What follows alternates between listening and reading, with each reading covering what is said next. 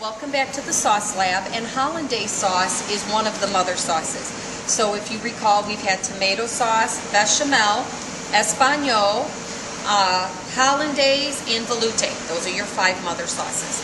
Hollandaise sauce is very, very rich. If you've ever been to like a hibachi grill like Benihana or something and they make golden shrimp, that sauce they put on the shrimp is very much like a Hollandaise sauce, very rich.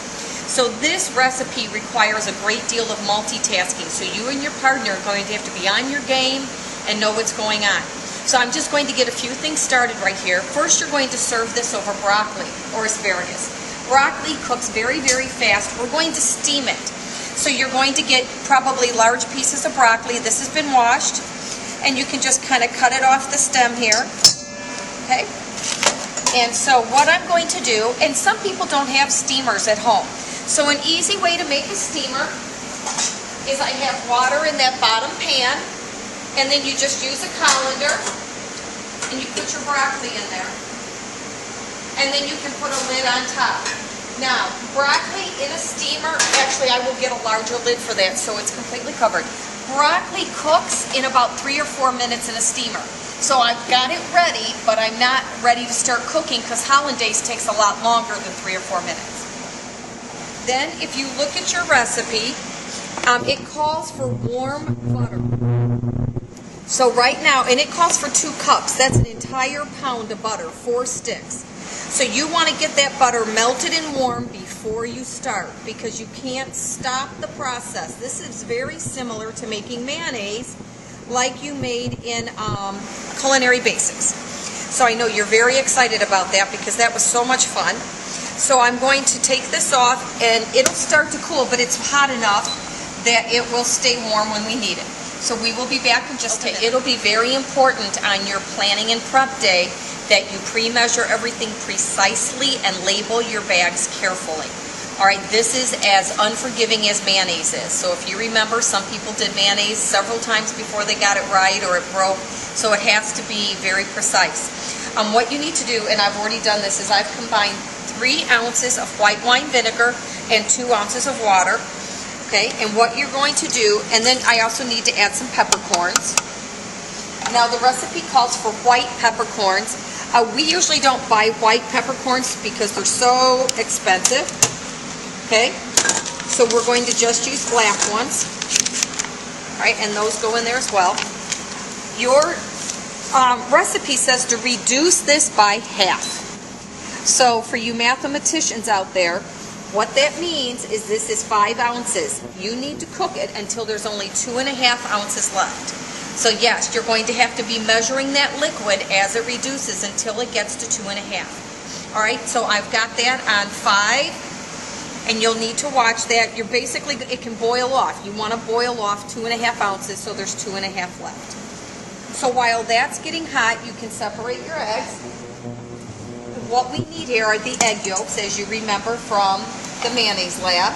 So you need 6 egg yolks. So there's 5. Okay.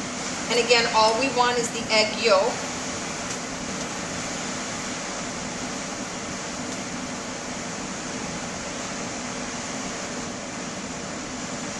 Okay. All right. So we're going to beat these a little bit and just get them mixed. All right. And so what I'm going to do is I am going to come back when this is at 2.5 ounces to show you how to do that. But what I'm doing is I'm going to get this hot and just let 2.5 ounces boil off. So we will be back. Okay, this reduction only took about 5 minutes. I sat here babysitting it, just keeping it moved. Now, the directions say to pour this through a fine mesh strainer, and we do not have one, so you can always make do with other things that you may have at home. It doesn't mean you need to go buy one. So the purpose of the fine mesh strainer is to get out these chunks of peppercorn. So I've simply used a paper towel to kind of work like a coffee filter. All right, so we want to let that drain. So we're going to give that a second to finish dripping. And if you read the next thing, it says that we need to put the egg yolks on a double boiler. So I have already gotten some water hot. It's part of that multitasking thing. All right. All right. It's almost done there. All right. So this is going to go over the double boiler. Now what that heat is going to do is cook these egg yolks. Now we do not want scrambled eggs. All right, that would be really gross on your shrimp or on your asparagus or your broccoli. So you and your partner will want to take turns stirring because you're going to be stirring now constantly until your hollandaise sauce is done. All right, so as this cooks, all right, it's going to get thicker and thicker. And when you can take this through it and it leaves a trail, you know that it's thick enough to start moving forward. All right? So we will be back when this has gotten thick enough to proceed to the next step in the recipe. I misspoke.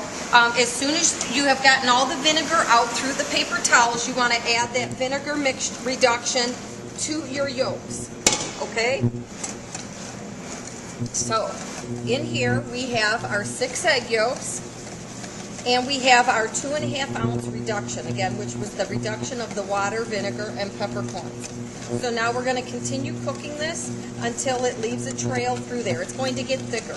And it won't take too awfully long, but we'll be back in just a few minutes. Okay, it's nice and thick. It's leaving a trail, so I am pulling this off the heat. All right, you have to take it off the heat at that point. Now you add 1 ounce of lemon juice, so you need to make sure you have the right lemon juice, because you have one that's 1 ounce and one that's a 1/2 ounce. Now another use for hollandaise sauce is eggs Benedict, which is it's an old dish, meaning it came back from the long time ago. All right. So there we go. I'm going to turn off the water here because we definitely don't need that anymore. Now this is your favorite part. This is going to bring back such fond memories. We have put our butter into a squirt bottle. And you're going to start by adding a couple drops at a time. And some of you are cringing because you know what this means. This means lots and lots of stirring. Okay? All right, and again, you and your partner can keep switching jobs here. But as you see, I'm letting it go a drop at a time while I stir. And yes, this is painful and that is very, very tedious. Now, once this starts getting really thick, you can add the butter a little bit faster, but as you know from mayonnaise, if you get overzealous and add a whole bunch because you're tired of stirring, it will not work. All right? So we'll be back in a little bit just to show you our back. We're doing a status check here. You can see this is all the butter that we have left. Stirring that in here is probably taken about 7 minutes. So we have about 4 minutes left if we're going at the same pace. And I have turned on the broccoli. And when you use a steamer, you can turn it on high because all you're really heating up is water. So the broccoli should be done about the time our hollandaise sauce is done. Now, something about hollandaise is it's a permanent emulsion. The reason eggs are in mayonnaise or hollandaise sauce is because egg yolks contain lecithin, and lecithin is an emulsifier. So what the emulsifier does is it marries 2 ingredients that don't like each other. And in this case, that is your oil from the egg yolks and your vinegar water mixture that you added at the beginning. As you know, Italian salad dressing's vinegar and oil, and you have to shake it up every time before you use it because they don't like each other. So lecithin forces them together and they get married, they stay married, and it's a permanent emulsion. All right, so once this hollandaise sauce is done, it will not separate. All right, so we'll be back in just a minute. The butter is done. All of the butter has been stirred into our hollandaise sauce. So the last thing you need to do is add 1/2 ounce of lemon juice. All right, so there's our 1/2 ounce. Now, what I did so that I kept my lemon juice straight, this was 1 ounce and it was in a bigger bowl, and this was a 1/2 ounce and this was in a smaller bowl, so that I didn't mess them up when I was putting them into my hollandaise sauce.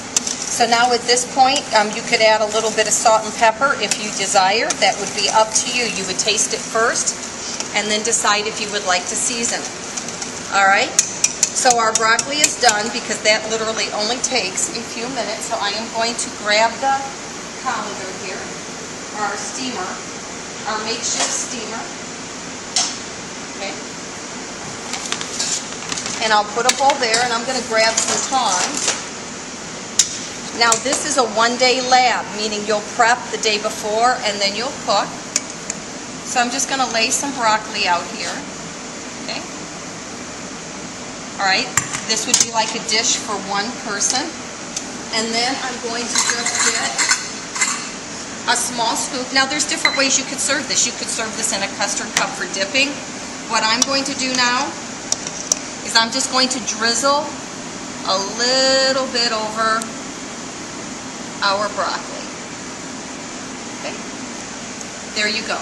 Enjoy.